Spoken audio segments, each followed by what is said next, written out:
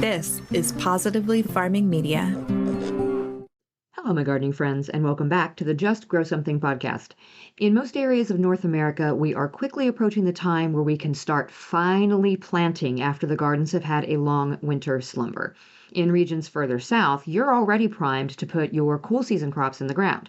In fact, you're likely running out of time in zones 9 and 10. So today's episode is going to give you the lowdown on growing another shoulder season crop, potatoes, regular old Irish spuds. You know, I did an episode ages ago on the easiest crops for beginners, and I'm pretty sure that I failed to mention potatoes, and I'm not sure why.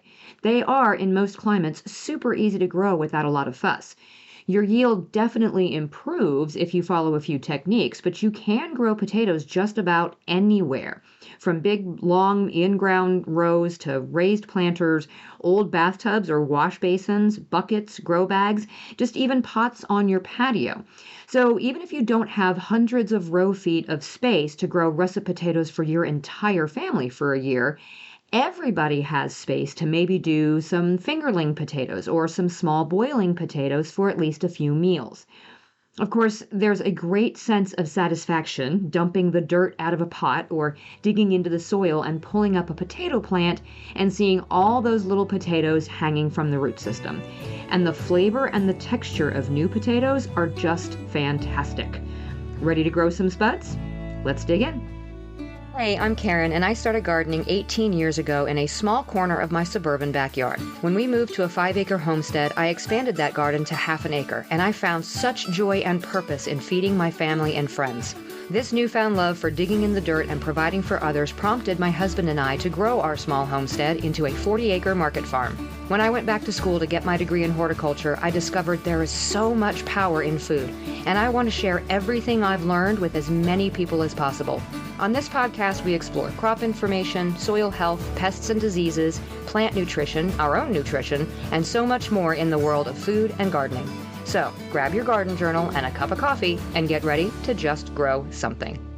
All right, we're just going to jump right into it. Let's dig into potatoes, starting with, as always, the basics. The scientific name for potatoes is Solanum tuberosum. The genus name, Solanum, is the Latin word solamen, which means comforting or soothing. The species name, tuberosum, means tuber. So it's a comforting tuber. And I absolutely agree that the potato is a comfort food. Now, it's in the plant family Solanaceae. Those are our nightshades. This is the same as your tomatoes and eggplant and peppers. This is important to know for crop rotation purposes because they do share many of the same insect pests and specifically the same diseases, especially with tomatoes and peppers. So that is definitely something to be aware of if you grow all of those plants. Now, potatoes are native to the Americas, and wild potato species can be found from the southern U.S. all the way to southern Chile.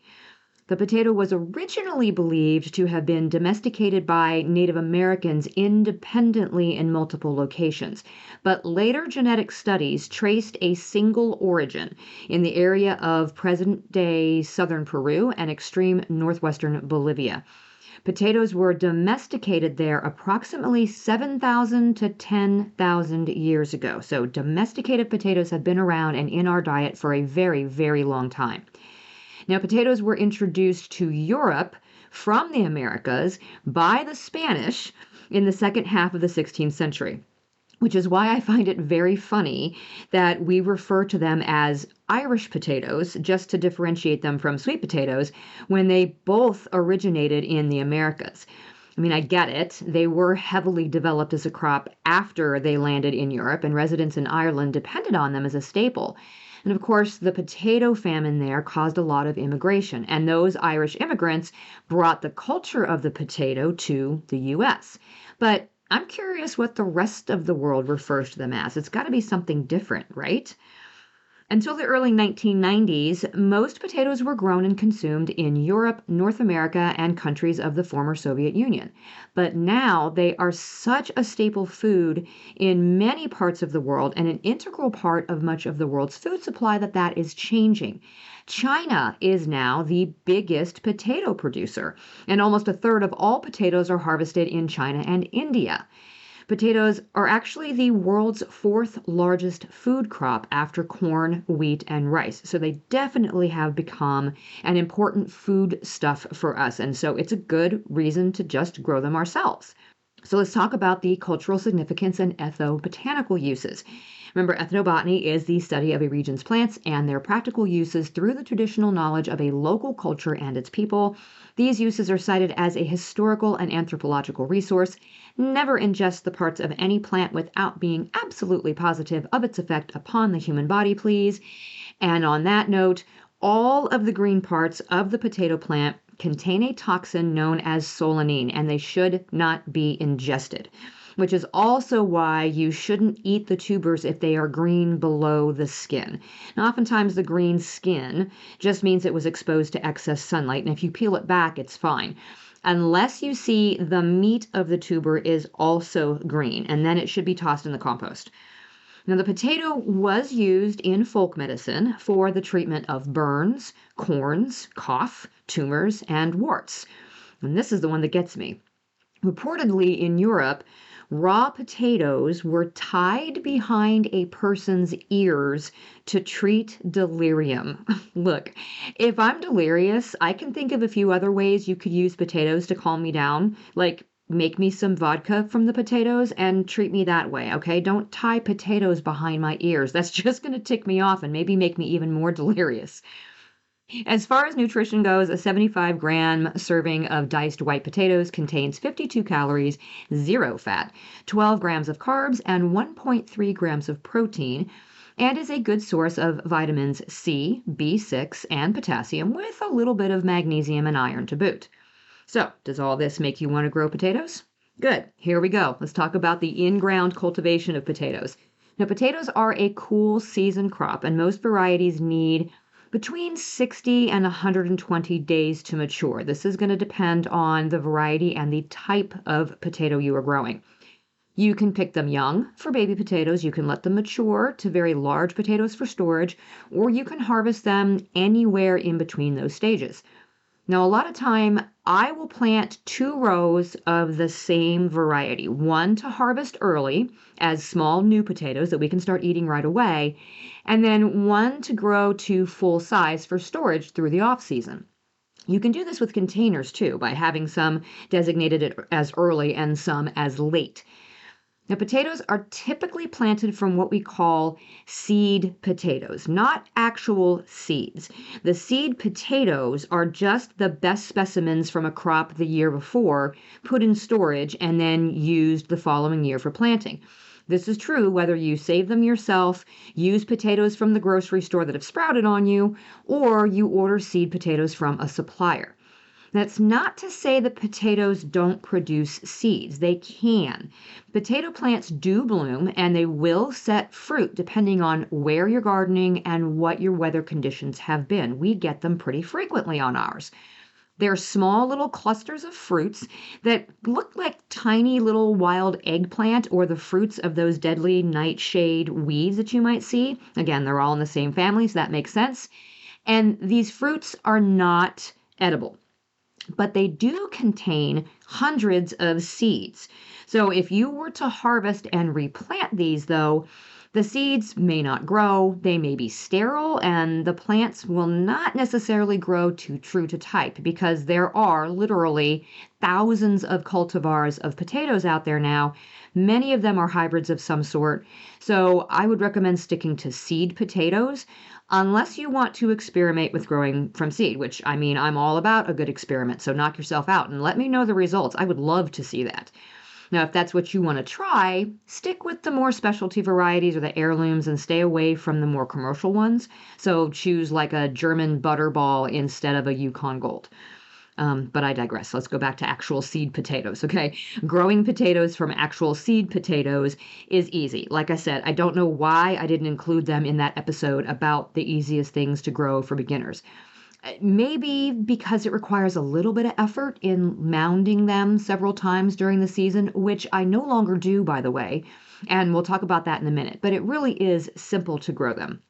So for in-ground cultivation, You're going to want to do a little bit of prep work just to be sure you get the best crop. Remember, these are tubers, and tubers are the underground storage organ for a plant. They're going to be hungry as they develop, and so you want a good amount of organic matter and a good level of fertility.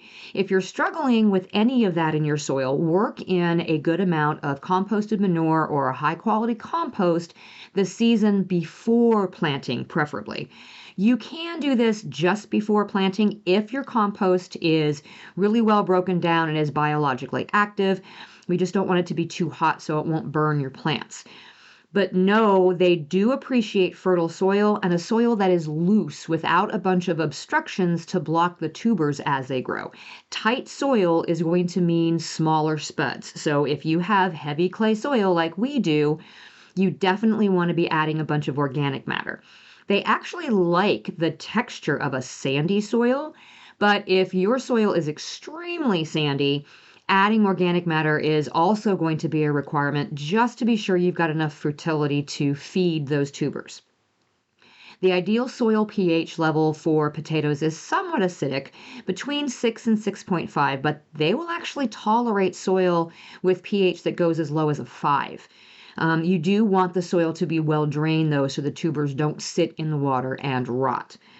So when you get your seed potatoes, preferably from a seed supplier, we'll talk about that here in a little bit, you want to store them in a cool place until you are ready to plant them if you get them early.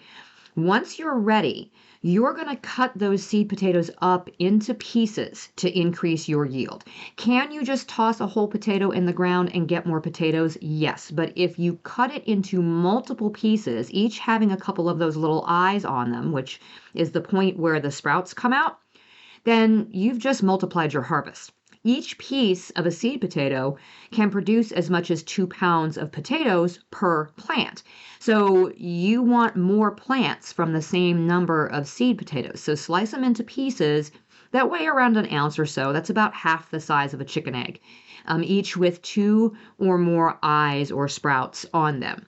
Now you can do this a day or two ahead of time or even the same day. You'll see a lot of advice to let you tell you to cut the piece and let it dry out a little bit to avoid rotting, but we've cut ours the same day as planting plenty of times.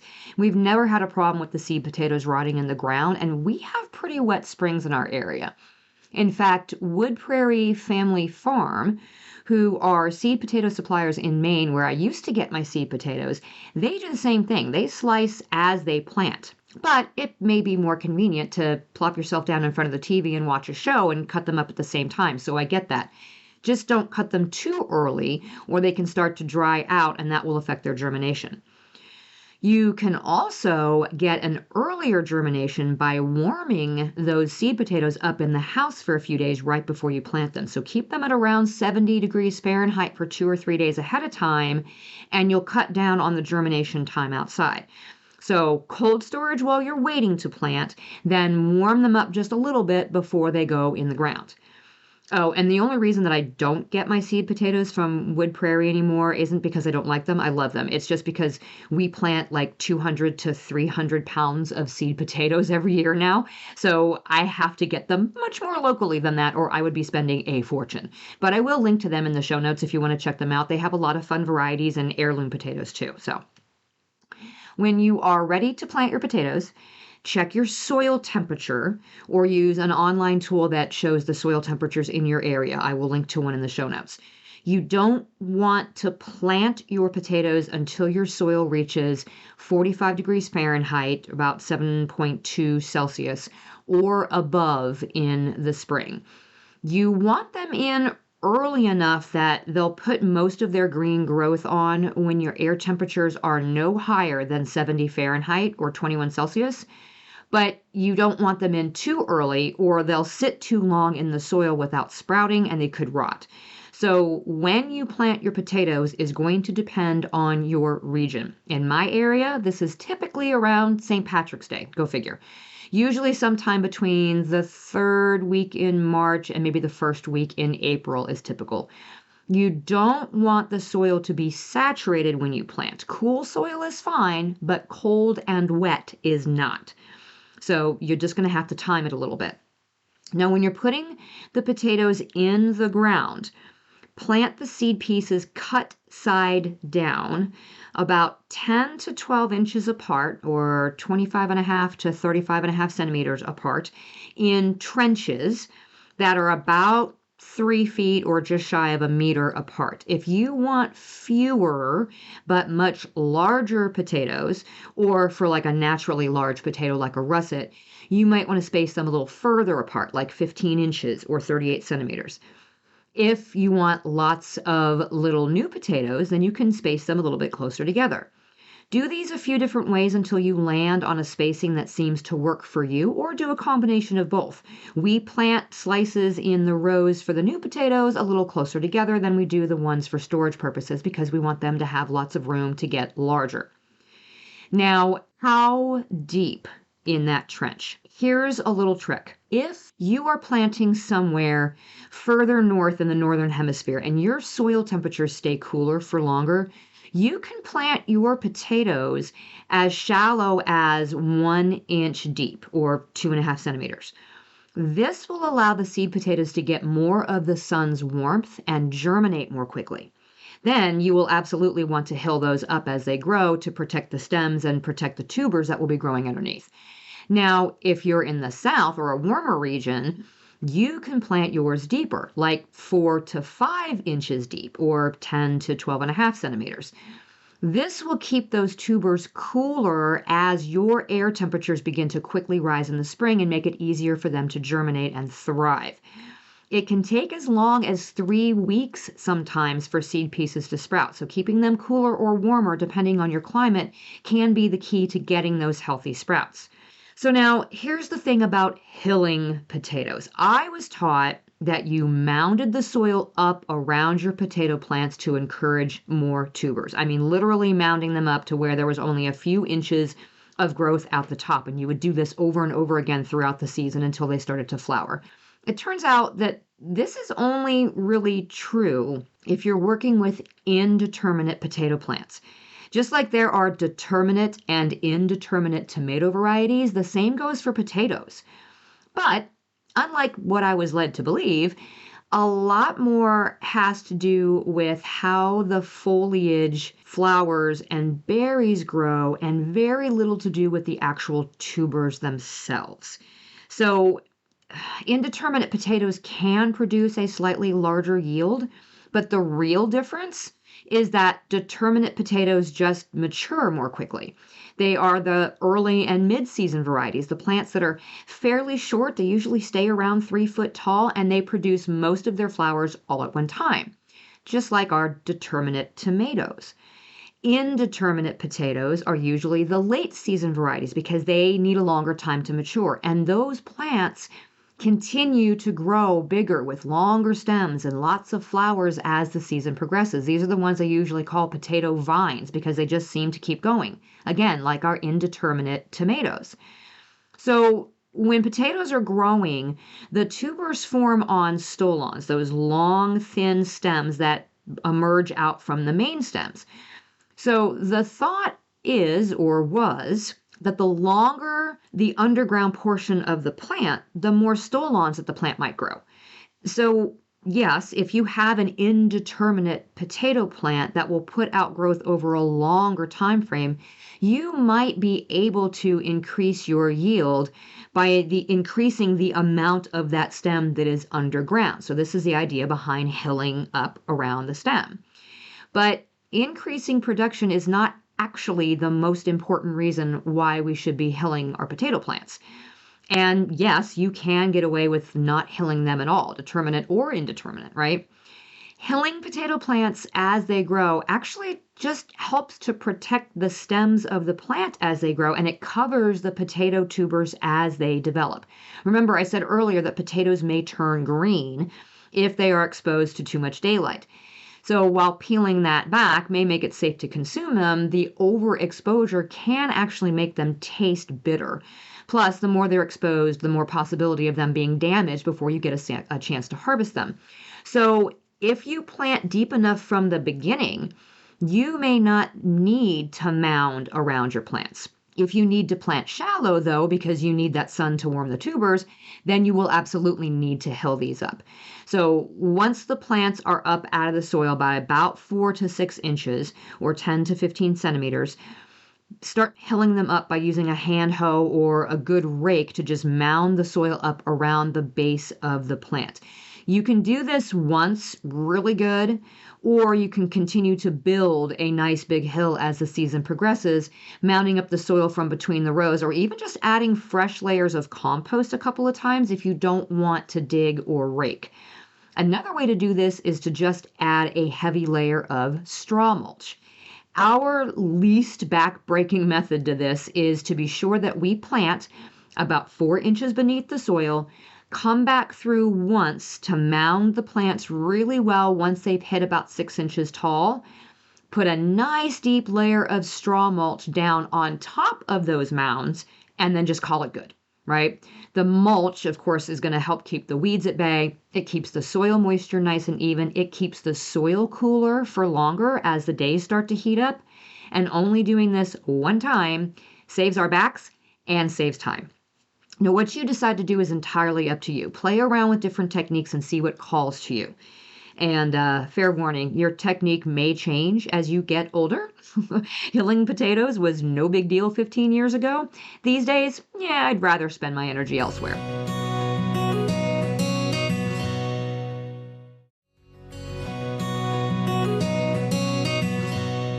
Now, what about growing potatoes in containers? This can be anything from raised planters to grow bags, wire mesh cylinders to 5-gallon buckets or other containers.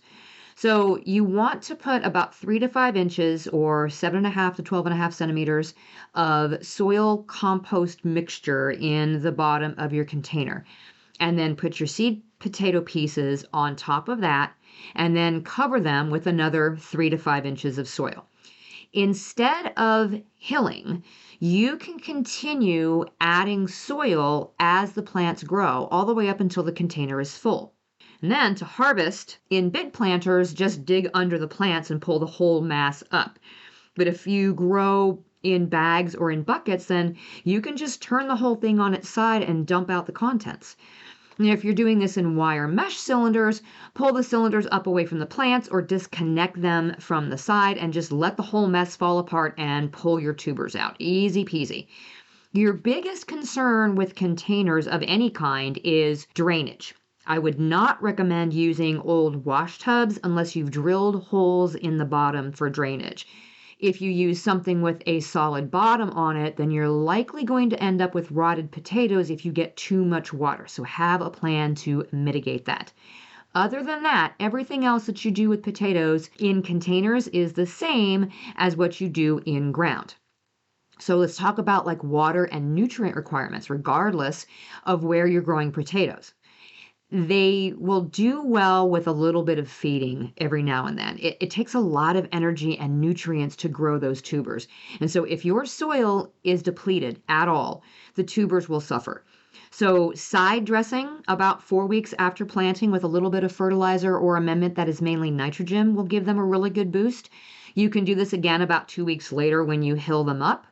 If you're planting in containers, a foliar spray may be more convenient, or watering with something like a fish emulsion or a seaweed extract. But if you've amended your soil really well at the start, though, you may not have to do anything. Always do a soil test at the beginning of the season to know what you're working with. I generally just make sure to use some really good compost and add a balanced organic fertilizer when I prep the beds. And then that's it, and our yields are just fine. Now, as far as water requirements, potatoes do fine with the garden standard of 1 inch of water per week, whether that's rainwater or from you irrigating.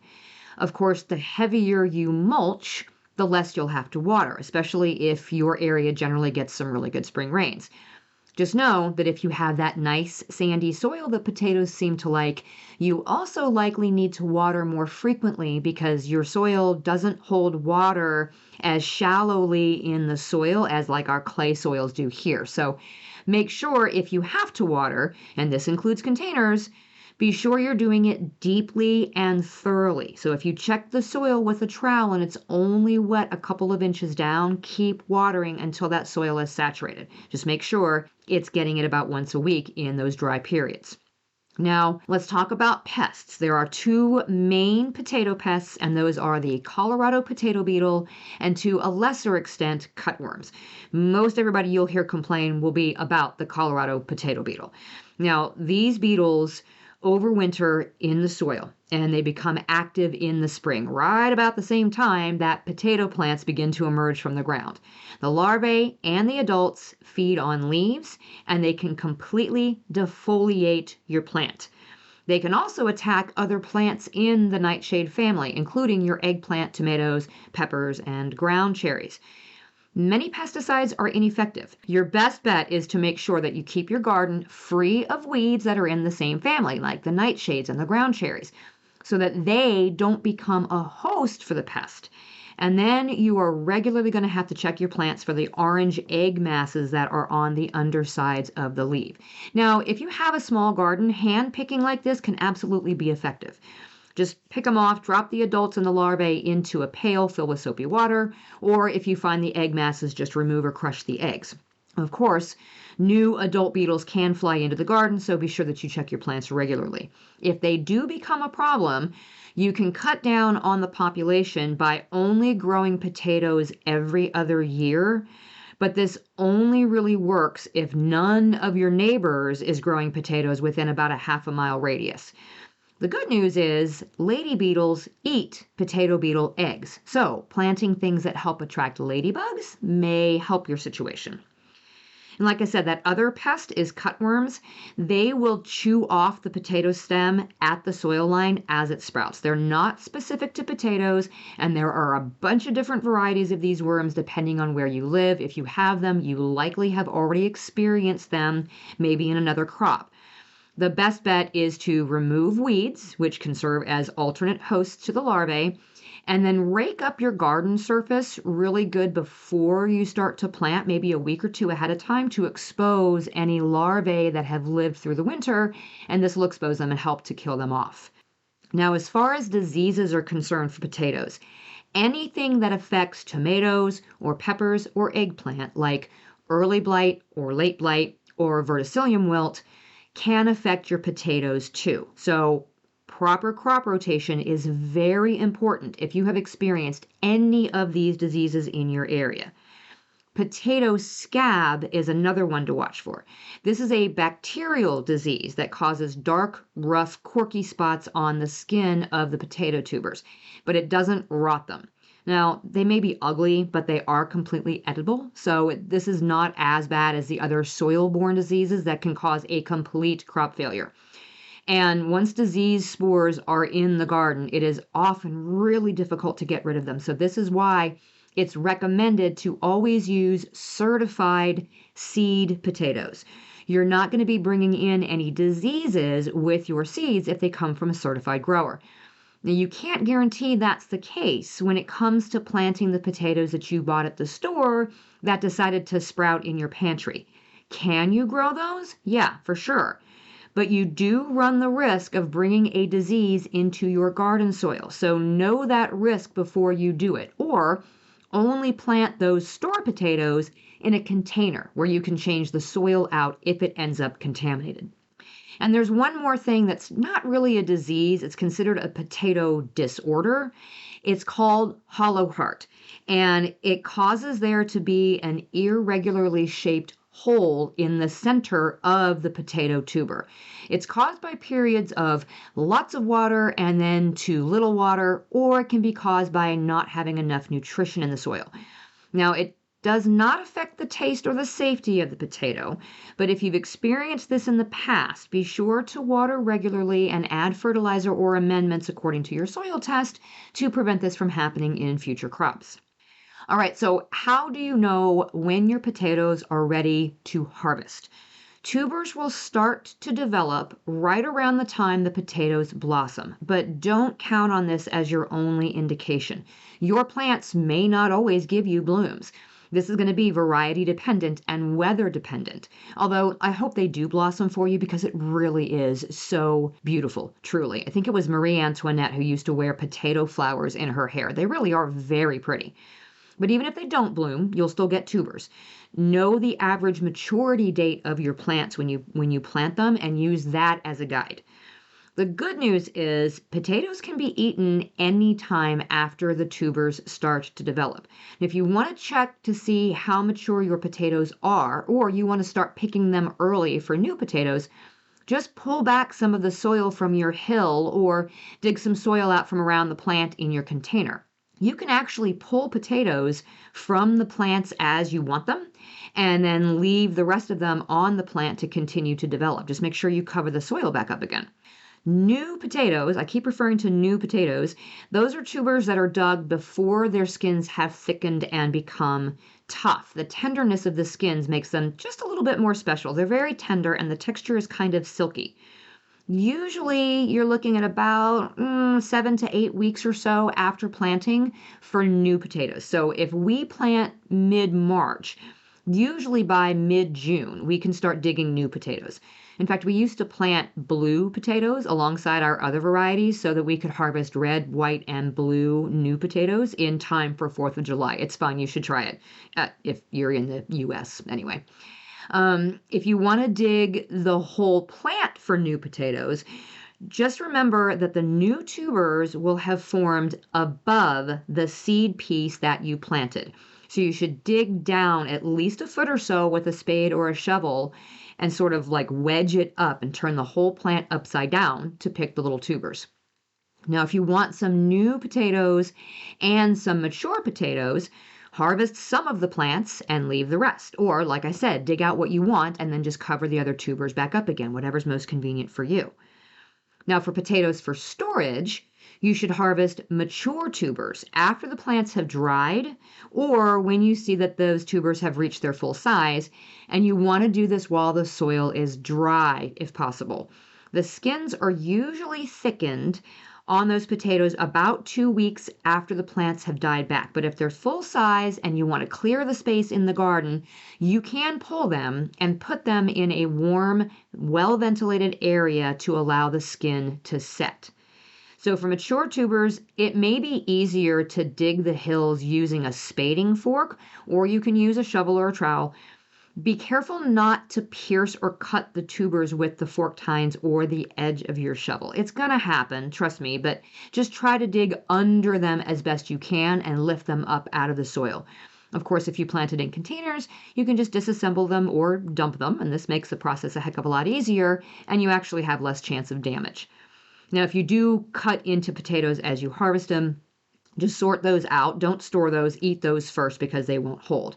Speaking of storage, you're going to want to choose varieties that work best for storage. I used to pick one variety that was just for new potatoes and one variety for storage. No matter how you do it, this information should be in the notes of the varieties you're looking at. Some work better than others, and it's usually based on starch content. So look for those ones that specifically say good for storage. Potato skins for storage should be difficult to rub off with your thumb. So if you're rubbing your thumb across the potato and the skin peels back, it needs to be cured. Again, place the potatoes in a warm, well-ventilated area to allow the skin to set. Keep them under cover or in the dark and give them about 10 days or so, and they should be completely cured. Check them over once they're cured. Take any out that are soft or shriveled or bruised. Eat those first. Gently brush off any dried soil that's on the tubers, but do not wash them. You do not want them wet before you store them. As a rule, potatoes are best stored in dark, cold, moist conditions. We're talking 32 to 40 degrees Fahrenheit and about a 95% relative humidity. This is actually the conditions of our refrigerators. So if you're not storing a huge amount of them, you may be able just to store them in the fridge. But, a basement or someplace like that is perfectly fine too. Now, something that I didn't know is that potatoes that are destined for frying should actually be stored warmer than that. You know how things like carrots or spinach taste better after they've had a frost or they've been outside during the winter time? And that's because the cold will actually induce sweetness in those plants because it's concentrating all the sugars. Well, potatoes that you want to use specifically for frying, like making French fries out of, should actually be stored at 40 to 50 Fahrenheit instead, because you want to avoid that cold-induced sweetening because it can result in discoloration during frying. I didn't realize that. So 32 to 40 Fahrenheit for most of your potatoes, but if you want them specifically for frying, then you can keep them in a warmer area. Now, green skin, remember, occurs when the potato tubers experience exposure to light, so remove any green areas before you cook the potatoes. Don't consume potatoes with extensive green areas under the skin. You also want to remove any sprouts from the potatoes prior to using them for food, and the longer potatoes are in storage, the more likely they will begin to sprout. And so long as you didn't have any soil-borne diseases the previous year, go ahead and plant those in the spring. And yes, if you knock those sprouts off, they will still sprout again once you plant them. I hope this episode gave you all the information you need to get started on your potato growing journey or to improve the one that you're already on. If you have any questions along the way, be sure to reach out. I will be happy to answer any questions I possibly can. Until next time, my gardening friends, keep on cultivating that dream garden, and we'll talk again soon.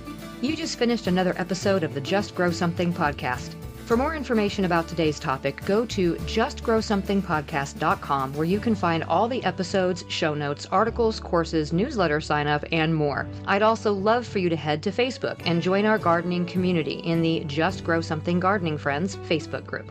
Until next time, my gardening friends, keep learning and keep growing.